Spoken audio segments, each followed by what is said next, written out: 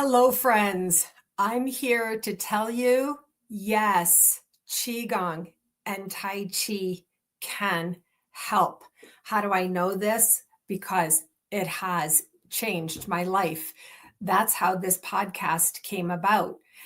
I became a Qigong practitioner. It changed my life. And I wanted to invite other people to share their own stories so that you can know there's a modality out there, a mind body practice out there that can support you. If you've been watching me, you know that I've been bringing amazing guests to this podcast series, and I'm reading their bios directly so that you can get to know different people who practice Qigong and Tai Chi. Today is going to be an exceptional episode because I'm so excited to be interviewing Dr. Gayl Hubatch. Gayl is a doctor of Chinese medicine for over 35 years. She's also a licensed acupuncturist and herbalist, and she leads Qigong classes online while maintaining a practice in Chinese medicine in Austin, Texas. Dr. Gayl brings a wealth of knowledge and perspective to her courses, which I can affirm because I've taken one. As a certified heart math trainer, she helps people learn efficient ways to heal their nervous system and transform stress. Dr. Gayl believes integrating Eastern and Western medicine is imperative in today's world. She's a diplomat of acupuncture through the NCCAOM and a published author. Her book is called Fabric of the Soul, 8 Extraordinary Vessels, and is available on Amazon. Hello, my friend. Good to see you. Oh, I'm so happy to be here. Thanks for doing this, Susan. It's important.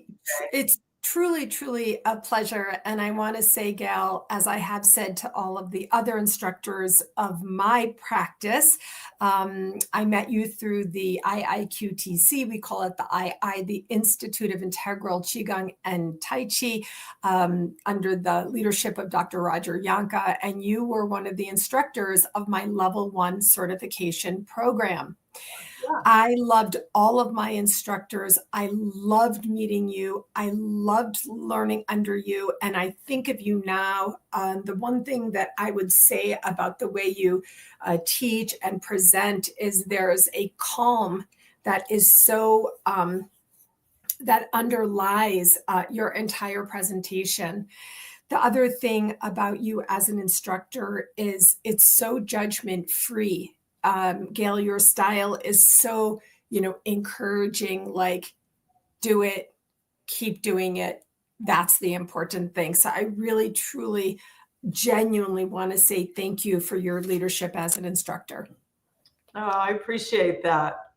And it's interesting you say that about this, like, just do it and do it because this weekend I taught a Qigong workshop and I was reflecting on some of my career. And I realized I've actually been studying and practicing Chinese medicine for 40 years now.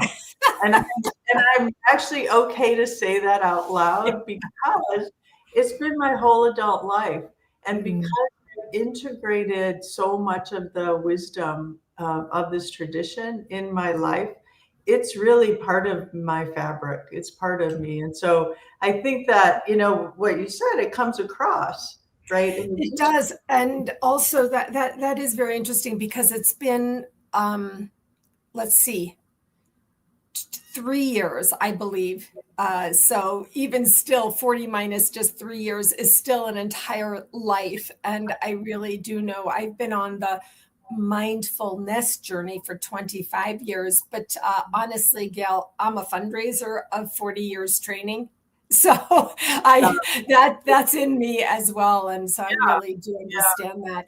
So tell me, how did you get into this, or how would you say that Qigong and Tai Chi have changed your life? Well, I'll answer that first question briefly because there is a lot of history here. But just to say, I've always been interested in how the mind and the body work together. And in college, I studied psychology, but at the time, they didn't really talk about mind body at all. It was before that. Plus, I'm from Chicago, and the Midwest is a little more conservative and slow to change and open to new things. And so it kind of left me with these questions. I moved to Oregon, and that's where I met an acupuncturist who introduced me to Taoist philosophy and Chinese medicine. At the time, I was interested more in the theory and the simple practices of Qigong, which is literally part of Chinese medicine. It's one of the four branches of Chinese medicine. Qigong, acupuncture, herbs, and then a Tui Na, which is like a body-mind acupressure style. And so the Qigong quickly like got my attention because the practice was something that anybody could learn and do. And then I'm kind of a sensitive anyway, but I picked up the Qi very easily in when I first started practicing, and I was in my 20s, at the time, and it just was fascinating to me. I was like, well, what is this? And also through the birth of my daughter and just going through that experience, I started to really contemplate Qi in a larger way, like the life force energy. And so as I began to embrace the principles through my training, I realized it was completely altering my worldview. And so it, to answer like, how did it change my life? Like it changed everything in my life, because instead of just looking at the material world from, effort and goals and consequence, I started understanding more of what I call a nature, like the nature of reality, which is our intention. So when we understand our intention is what comes first, before our actions, then you can cultivate your mindfulness through intentional practice to really make the life you choose to make and to continue to up level your thoughts. So like today, everybody's faced with more stress with the complexity of the world becoming increasingly, chaotic in many ways, and more complex. The technology is, moving so quickly. And I live in Austin, Texas, and right now we have South by Southwest, which is this huge global event that takes place the whole month of March. And the technologists that are here as part of it, there's a technology part, music and film. And I was fortunate to go to a panel the other day about AI. And we had a representative from the Department of Energy, and we had a brigadier general, and then this company that my fiance works for, which is they're building data centers. And they were talking about AI, and I'm bringing this in because it's relevant for today's world, and also it just still like very fresh in me. And I heard them, speak about how if whoever owns AI owns the truth, somebody said. I mean, consider that for a moment. It scared me Yeah. because I thought, well, that, is not true for me, first of all, because I know my own truth. And I'm at this stage of life where I've had enough life experience to like understand and integrate and put things together for, what to me is my truth. How many people can say they know their truth? But now we're getting fed with all this information. ChatGPT answers your question, and right away we believe, well, that's the truth. Right. And so the statement of whoever owns AI owns the truth is a true statement. But how is that going to affect our lives? So let's circle back to Qigong and Tai Chi, because here's the key benefit that I've gleaned from a lot of years of practice. It gets us in touch with what's inside of us in a essential and original way.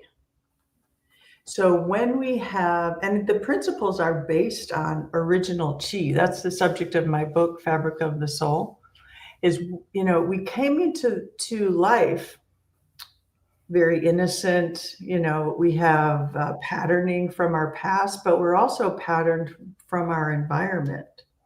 And then as we grow consciously, we can maybe discard some of the beliefs that don't serve us or adopt new ones, right? We change and grow and mature. When a person practices Qigong and Tai Chi, first of all, you get in touch with your breath, which is essential force of how we move energy in the body, and how we can regulate our nervous system, which we're going to talk about a little bit more in a moment. So when we get in touch with our breath, we have a connection to our power, because that's an essential piece of knowing yourself, like being able to breathe. When you breathe deeply and slowly, like Qigong and Tai Chi teaches us, automatically your nervous system relaxes. The sympathetic, that flight or fight response, starts to calm down or wane, and the parasympathetic starts to raise and emerge. And the parasympathetic is part of the relaxation response, but it's more than that. It doesn't make you sleepy. It makes you more alert, actually, because as those systems now are balanced and they start to regulate up and down, then the stream of energy between our brain and our heart becomes more clear, less disconnected, like more intentional. Yeah. So here we go with intention, right? So then when we know, okay, well, I have an intention to either just learn to relax today, or maybe be very productive today, but in a way that is not stressful for my body, because nobody wants those stress hormones fighting against us, right? We all want to live well and age with grace, so to speak, right? Age well, feel good, have our joints be flexible, live without pain. And that's huge. And Qigong and Tai Chi are systems that are easy to learn, easy to practice. It just takes consistency. But when we can prioritize ourselves and this aspect of a holistic life, or a life built around wellness, then we feel better and we can enjoy life more. So, so much of the West is goal oriented. We all want these things. I love luxury. I love comforts. I like space around me. I like all these certain things, and it costs money. Yeah. And, but I've learned through my, just getting stressed in my life, and I treat patients all the time that, have a lot of stress in their life. And it's so clear that when you don't feel well, it doesn't matter where you are or what you're wearing or what you own, right? You just want to feel well and happy and excited. And that's got to be a number one priority, is our health. Yeah. So this system is great to build stronger health. It's so good. It's happened literally, I think, every episode where I want to invite our viewers or our listeners to pause for a moment, take a breath, and possibly even already rewind for 10 minutes, put it on 1.5 times if you need, and really listen to what Gayl just drew out for us, and again, this is a lifetime of experience leading to high expertise. The idea of what you said, being in charge of ourselves, you said it completely altered your worldview. I come from an overachieving Jewish family background. So it wasn't the Midwest with the conservative thing that you said, but overachieving, right? And so the efforts, goals, and consequence you said. So I'm 100% a living, breathing example of the same, of everything that you just talked out. What came up for me as you were talking, Gayl, is I'm very sort of concerned to the point of almost being consumed with our young professionals. When you said whoever owns AI owns the truth, that's not our discussion today. It is an interesting discussion, but for our young professionals, this moment right now can be their truth. And I want to say that very clearly, what you just shared with us, what you just talked out with us, the way you talked about the sympathetic and the parasympathetic.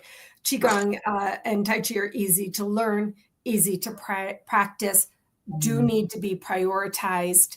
And then the holistic life, you said, built around wellness. I can't say how important this is. Something that came up for me is interoception, Gayl. If you want to talk about that for a moment, I think that's important here. Yeah, that is what we're talking about, is the ability to perceive from the inside. Intero means internal, so inside. So when we, and let's just for a moment do a little Qigong. It's so simple. So if you just sit and align yourself, just notice like how you're sitting, and then coming into breath. So long, little breath, a little longer and slower than normal, perhaps, is all it takes. And if you regulate the inhale and exhale, so for example, let's count to 3 or 4 as you inhale. 1, 2, 3, 4. Exhale, 1, 2, 3, 4.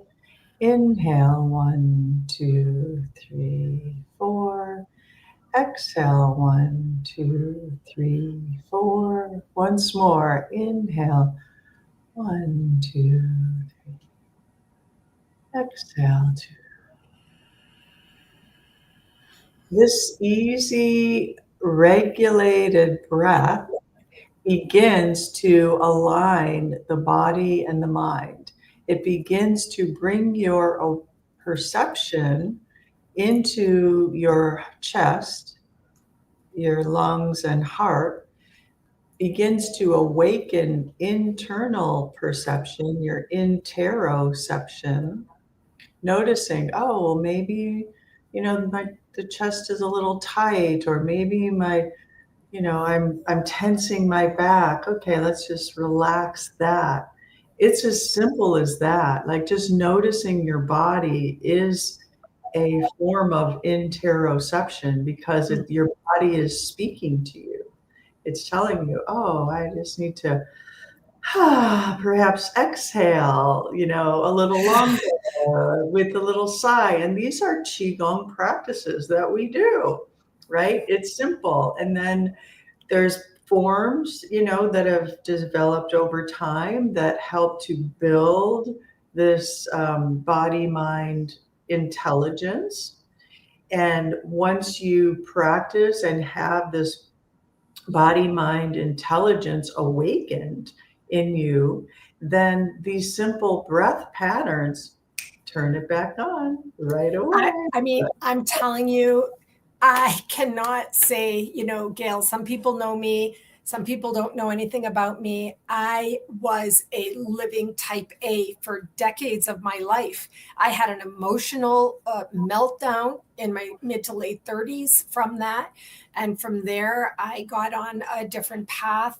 And that led to eventually, which is why done this series, Finding Qigong in the way that it's being taught, I had learned some of the practices.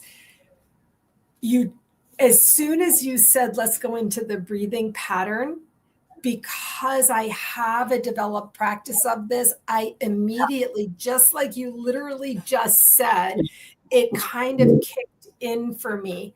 And so again, I want to invite people to go back for a second, listen to Gayl counting out that breathing, and do that. Do that for a minute. Just do that. And this is what brings about our intuition. It helps stimulate our intuitive center, and it helps us become more intentional in life. Because now, like before, maybe you have a big project you want to launch, and it's exciting, right? And sometimes you feel like, oh, I'm feeling stressed, but that stress and excitement are really the same energy. Yeah. It's kind of how we label it. And so if you label it, oh, okay, I'm excited about this. I feel my heart, racing, and I'm like, okay, I'm going to launch this thing. Well, that's wonderful, because all that energy is created from your passion.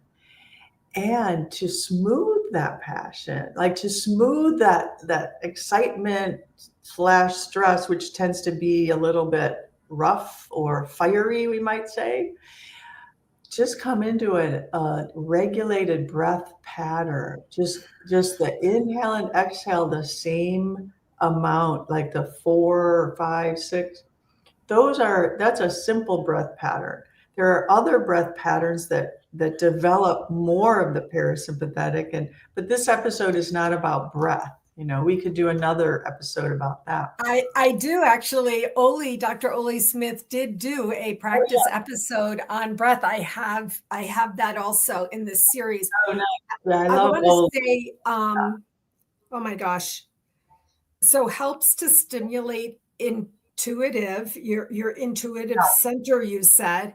Again, I didn't know that, but I am the example of that all those years that I was in that sort of type A, intuition was sort of blocked, maybe, if that's the right way to say it. It was on the outside. That light was dimmed because you were looking from a different part of your brain. And then when I had my breakdown, that led to my breakthrough.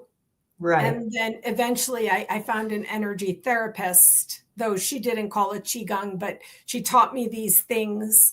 Yeah. I can only say how real and true I am the living. My intuition completely must have broken through that dimming and then rose. I call it rising. Turned it on, right? This is our sixth chakra, right? And it relates to the pineal and pituitary gland. And so when we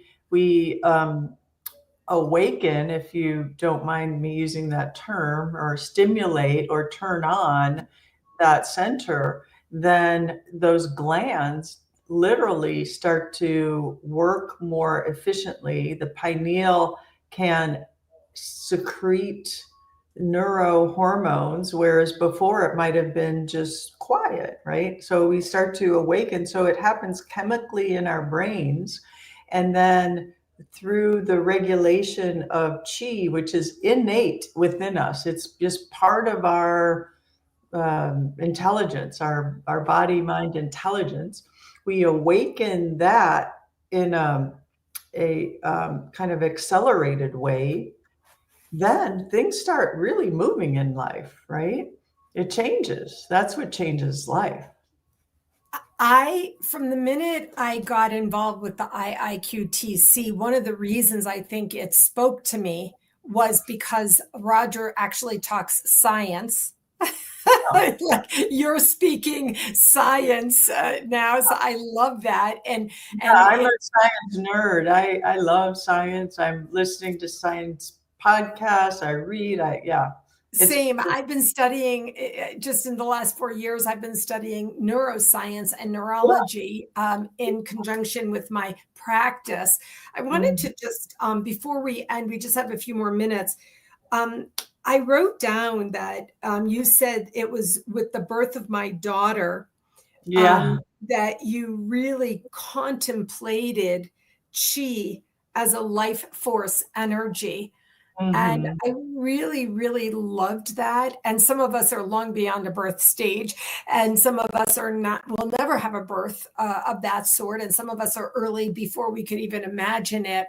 But I love this idea of contemplating chi as a life force energy. I think that I want our viewers and listeners to see and hear and feel this in Gayl and in me. And I Yeah. really love this. Yeah. I'll just say a little bit more about that. And part of it was, I was maybe younger. I was in my early 20s when my daughter was born, and that probably impacted how I experienced that birth.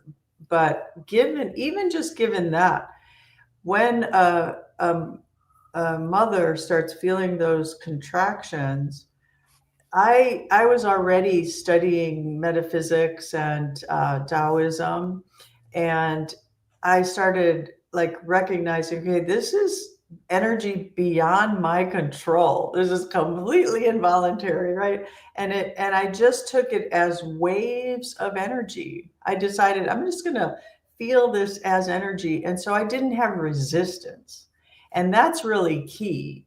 If you don't have resistance, it's not pain, it's intensity. And if you Mhm. can allow that intensity to move through, it it took me into the stars. I mean, I had a beautiful experience. It was a natural birth, and I was lucky that I could do it that way. It totally opened my idea of the cosmos. I literally saw planets and stars. Like it expanded me in a way that I just, it's just an amazing. Well, I Amazing. love the idea that you're introducing here of Yeah, reducing resistance. I mean, I had a natural birth, not because it was planned, but because that was God's plan, I guess, by the time I got there. It was like, for me, it was painful. But those were way before these days. I was in my old body and mind then. yeah, But I love what you're teaching us here about this idea of resistance. And I use this as the visual, one hand facing me and the other hand facing away, as my mm, visual for resistance, right? mm. As opposed to either both hands going out together or coming in more of a flow state. Um, I want to ask you if you might be willing to do a very special episode, an additional episode on how you teach the organs. Gayl also is a course instructor. She has courses. I've taken Yeah, courses, and yeah, that's one of the areas that we haven't really touched on in this podcast. Would you be willing to do that? yeah, of course. Yeah. In Okay, fact, good. this workshop I just taught was on the five element organ meridian system. So yeah, Right. very fresh. Yeah.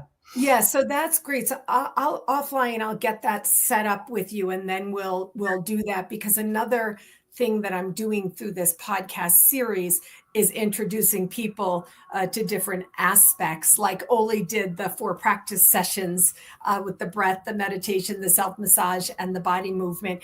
Oh, And Jessica Colby did a special session on healing sounds, and nice.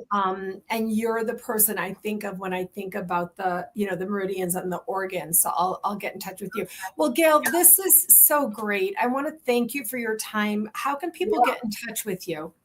So the best way is through email, and the email that I use most commonly is gaylhub@gmail.com. So that's GAYLHUB at gmail.com. I did want to just mention my book, Fabric of the Soul, Eight Yeah. Extraordinary Vessels, is on Amazon.com. If you're interested in that, it's based on these part of this discussion about original chi and then developmental cycles of life. And then I just wanted to also mention another project you may not be aware of, Susan, that Corey Ward Cook and I are doing on leadership. So we're building a Chi leadership course that's going to be online streaming, and it can be purchased. It's geared for acupuncturists, but we're creating the system so that even lay people or anybody can gain a lot of great ideas and practices and understand how to facilitate leadership in your life by understanding your own chi, by becoming more intentional, awakening intuition, and these things. So you become the leader within, we might say. I Yeah. mean, honestly, I interviewed Corey. I'm all about that with her. I've spoken to her quite Yeah. extensively about how to Okay. incorporate this, not with acupuncturists, but with all leaders. I Yeah. have studied Dr. Richard Schwartz and the internal family systems, and he teaches about self-leadership. And so, no, I'll get the information. We'll be putting your book and the course, whatever links you want, into the podcast notes. And then I share these things freely, liberally, and encourage people to, click and buy, click and participate, watch, view, listen, and rinse and repeat. So thank you. I didn't know that. I want to wish you the very best with that. Thank Good. you so much. All right. So I'm going to be in touch with you very soon. And I can't wait already. So thank you so much for your time today and for sharing your wisdom with us. It's a pleasure. It's great to see you again. And You thanks too. for doing this for the world. We need it. Yeah, it's a pleasure. I'll see you soon. Okay, bye-bye. Bye, everybody.